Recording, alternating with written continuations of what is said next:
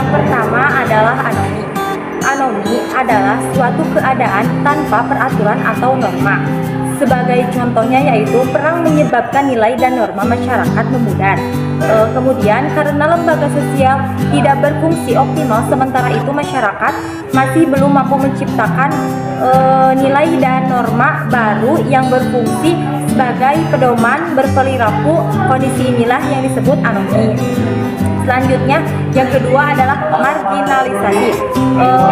Marginalisasi adalah yang terjadi ketika suatu kelompok masyarakat tidak atau belum mengkomunikasi proses perubahan sosial.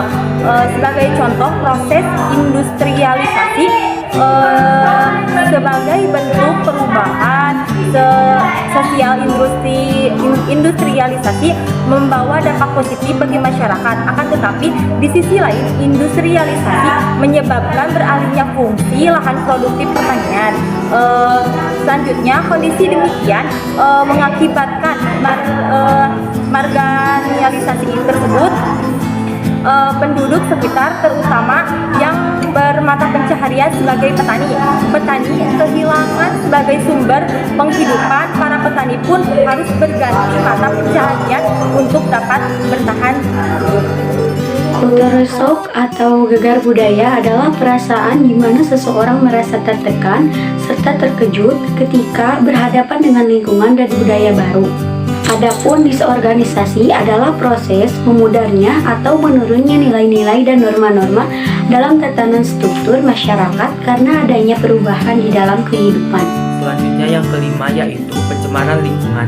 Hasil penemuan baru, discovery dan invention mendorong suatu produk atau alat yang semakin memudahkan kehidupan masyarakat. Sebagai contoh, yaitu ditemukannya plastik. Plastik merupakan salah satu penemuan yang tidak dapat teruraikan. Penggunaan yang tidak bijak dapat menimbulkan suatu permasalahan, yaitu pencemaran lingkungan, merusaknya ekosistem, dan bencana alam.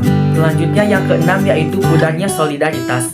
Masyarakat modern cenderung mementingkan kesibukan pribadi sehingga sosialisasi dengan sekitar sering terabaikan. Contohnya, seiring berkembangnya teknologi gawai, di sisi lain membawa kemudahan dan di sisi lain mendorong kecanduan.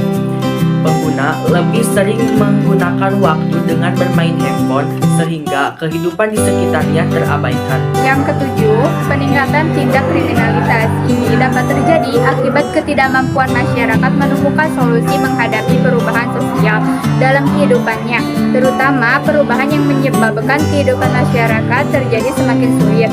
Yang selanjutnya, yang terakhir, yaitu adanya kesenjangan budaya, cultural lag, yaitu pertumbuhan kebudayaan yang tidak selalu sama cepat dalam keseluruhan unsur budaya lainnya.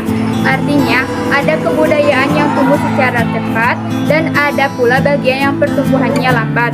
Akibatnya, perubahan sosial selalu ditandai dengan ketegangan antara kebudayaan material dan imaterial.